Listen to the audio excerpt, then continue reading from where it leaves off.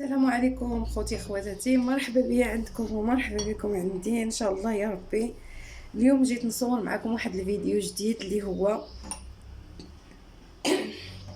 عفوا واحد الترطيبه لليدين والوجه، سهله واقتصاديه ومفيده صراحه. الله انا كنديرها وقلت لي ما لا نجربها مع الاخوات. مهم اللي جرباتها تقول لي في التعاليق، وما ما تنساونيش من رحمه الوالدين لانها مزيونه بزاف. ونبدا معكم بلا ما نطول عليكم. هي المكونات ديالها بساطين. هنا عندي 5 دراهم ديال لبان الذكر، ها هو. وعندي عاود 5 دراهم تاع اللوز المر اللي غسلته ونشفته. مهم البنات. هنا غادي ندير واحد شويه ديال الزعفران الحر، المهم اللي كياخذ هاد القرعه راه كدوز ليه مده. وهنا الزيت البلديه الحقيقيه، حنا كنصوبوها على اليد، ما فيهاش الملحه، طبيعيه. المهم انا اللي كنستعملها. هادشي اللي كاينه البنات في هاد الوصفه، وهي خطيره خطيره خطيره خطيره لليدين. البنات اللي كيشقاو ولا الوجه ديروها بالليل، في الصباح غسلوا غير الوجيه ديالكم بالماء فاتر وصافي عادي. ما كتطلبش منكم واحد الثمن كتير وبسيطه، ومواد ديالها كيفيدوا اليدين ويفيدوا الوجه مزيان مزيان مزيان. صراحه الله انا كنستعملها دائما وجربها معكم ان شاء الله تفيدكم كما كتفيدني انا. وهنا البنات مشيت طحنت داك لبان الذكر وداك اللوز، ها هو حتى رجع خضره. صدقوني هاد البنات واحد ترطيبه اللي هي ساهله واقتصاديه ليديكم لوجهكم. اللي وجهها ناشف، انا وجهي ناشف. هنا ندير هذا هو داك زعفران الحر، واخا شويه غالي ولكن كديروا منه غير واحد شويه، واحد القبيصه. ها هما انا درت غير واحد الشعيرات حيت كيطلق بزاف، وحنا ما بغيناش نردوه وجهنا صفر، بغينا غير داك الفيتامين ديالو. صافي البنات، وغادي نكب عليه الزيت وغنخبعوه في بليصه اللي هي مظلامه بركه.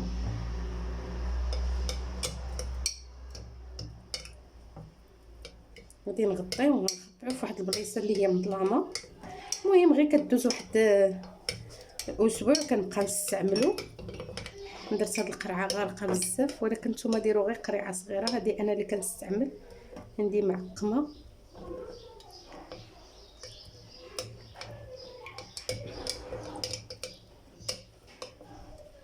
صافي البنات، وراه واحد الترطيبه اللي هي واعره.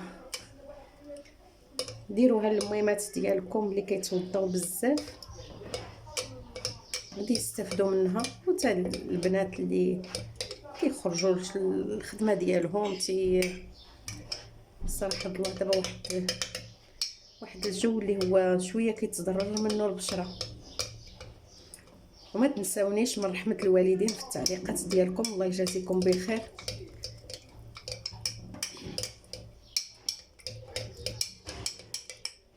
صافي هكا كنخليه، ها هو تنطلقوا وتيدير. ها ندير لكم منه واحد شويه هنايا.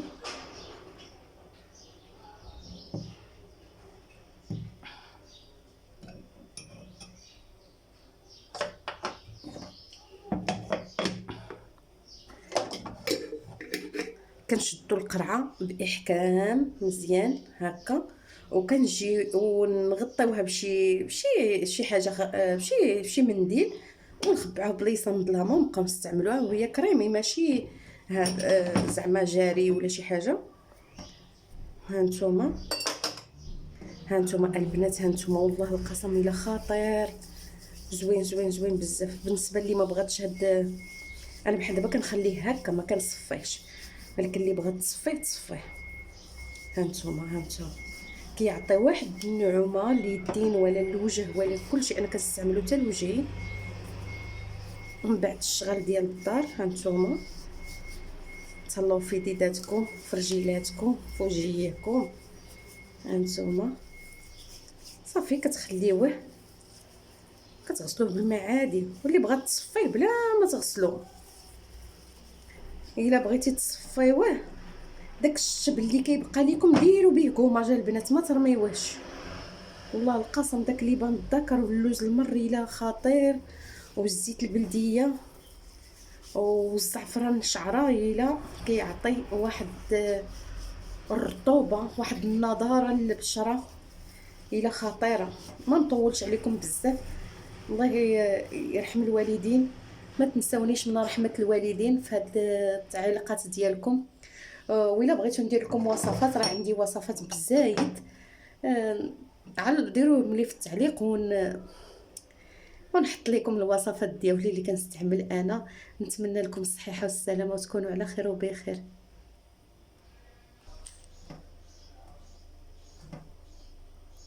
شوفوا البنات يديداتي، شوفوا كنرجعوا للطيطبين غزلان في الليل.